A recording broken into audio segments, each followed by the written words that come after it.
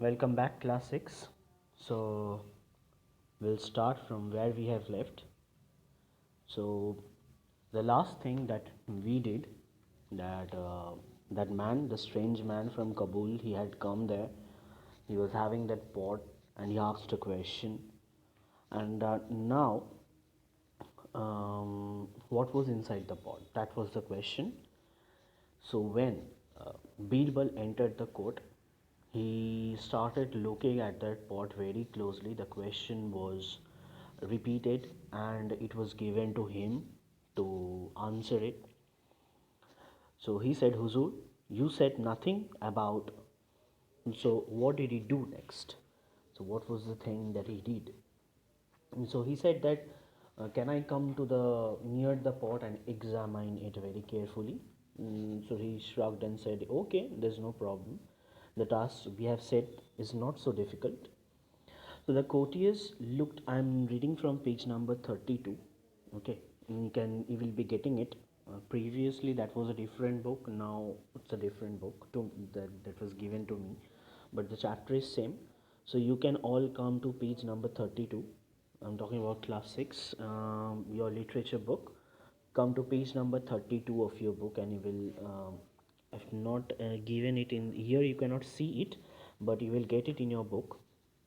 The courtiers looked uneasily at one another as Birbal walked over to the pot and bent down to examine it. Then, with a sudden movement, he whipped off the cloth that loosely covered the mouth of the pot and peered inside. So, what did he do? As he was a very clever man, he they came very close to that pot, and the thing that was covered, the cloth with which the pot was covered, he removed that pot, that cloth, and very suddenly he did that. Then he looked inside. What was inside? Peered means झुक के देखना. Okay, he peered inside. The pot is full of emptiness, Your Honor, declared Birbal. It contains nothing. So he gave up an answer suddenly that I have seen it inside and there was nothing inside it. But so that a Kabul man was stammering. He was telling, but the envoy was spluttering with anger. The envoy was spluttering with anger. Spluttering means and speaking rapidly and unclearly because he was angry. He was angry. Okay. So he was spluttering with anger. You were not supposed to uncover the pot and look inside. So that man is telling Birbal that you cannot do this. You cannot open that cloth. You cannot remove that cloth and peer it inside. So now Birbal is telling Huzur, you said nothing about not uncovering the pot. Birbal said innocently. So he was not told, and this is very true. The man did not say at first that you are not supposed to uncover the pot. So, in fact, you gave me permission to examine it more closely. So, in fact, you told me to come towards the pot and I can check it even. So Akbar, now you can follow from this video. Akbar hid a smile. Birbal had proved his cleverness once again. So Akbar was hiding his smile. A smile was there in his face which he was hiding, and Birbal had again proved his cleverness. Your Majesty, I have more questions, said the envoy, still gloring at Birbal. So now he's very angry. He wants to test one more thing with another question. One, where is the center of the earth? And two, how many stars are there in the sky? So, again, two questions. So, one is where is the center of the earth and how many stars are there in the sky? For a moment, the entire court stared at the envoy. So, for the entire court was staring at the envoy. Birbal was the first to recover his composure. These are difficult questions, Your Honor, he said. The envoy looked satisfied, and we would need some time to answer them. So, Birbal is telling that these are very difficult questions and we need some time for answering it. I am in your country for another 10 days, said the envoy grandly. So the envoy is now very happy because he's satisfied that he have put up some difficult questions to them, and um, they will think over it. So he's very grand about it. Okay, I'm living here for 10 days in your country. I'll be here. We will have the answers ready before your departure, said Birbal with a respectful bow. So he bowed and showed his courtesy towards that envoy. Until then, you are our honored guest, Akbar said to the envoy. Enjoy the beauties and the wonders of our kingdom. So you can enjoy, stay here and enjoy yourself. So be our guest for the next 10 days, Akbar said to that envoy. For the next 9 days, Birbal absented himself from court. No one knew how he was preparing to answer the envoy's questions. On the 10th and the last evening of the envoy's visit, at Birbal's request, the emperor and the courtiers gathered outside the Diwani Khas. Birbal bowed to the envoy. So, where the meeting was held, they all gathered there on the ninth, on the last day, that is the 10th day, and Birbal again bowed to the envoy, showed his respect towards the envoy. Thanks to your first question, he said, we have made a stupendous discovery. Stupendous, its meaning is wonderful discovery. He pointed a mark he had made on the ground. Here, right here is the center of the earth, and we are fortunate enough to be standing on it. So he's very clever, and he said he marked a position on the ground and said that this is the center of the earth.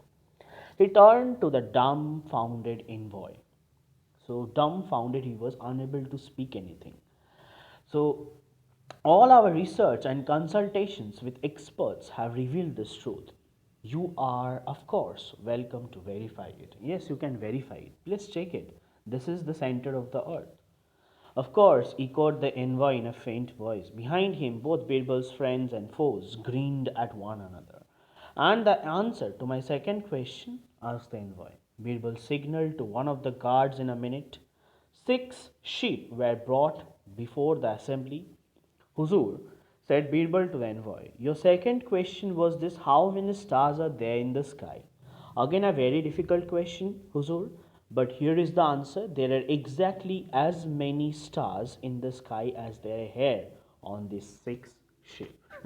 So, this is basically, he was means तीर उस पे ही मार के फेंक दिया जो तीर उन लोगों के means whatever he has thrown to them Birbal has thrown another thing to them.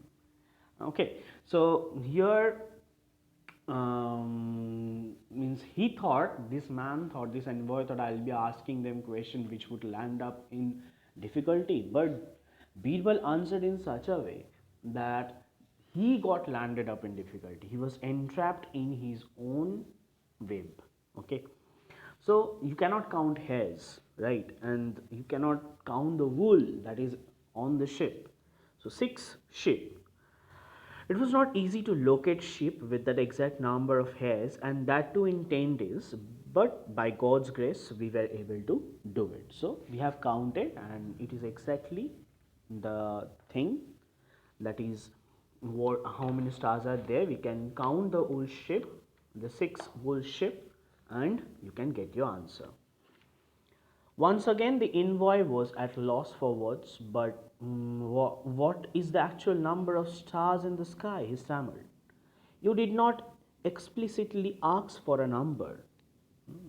So now he is telling, you did not ask me for a number. You said how many stars, right?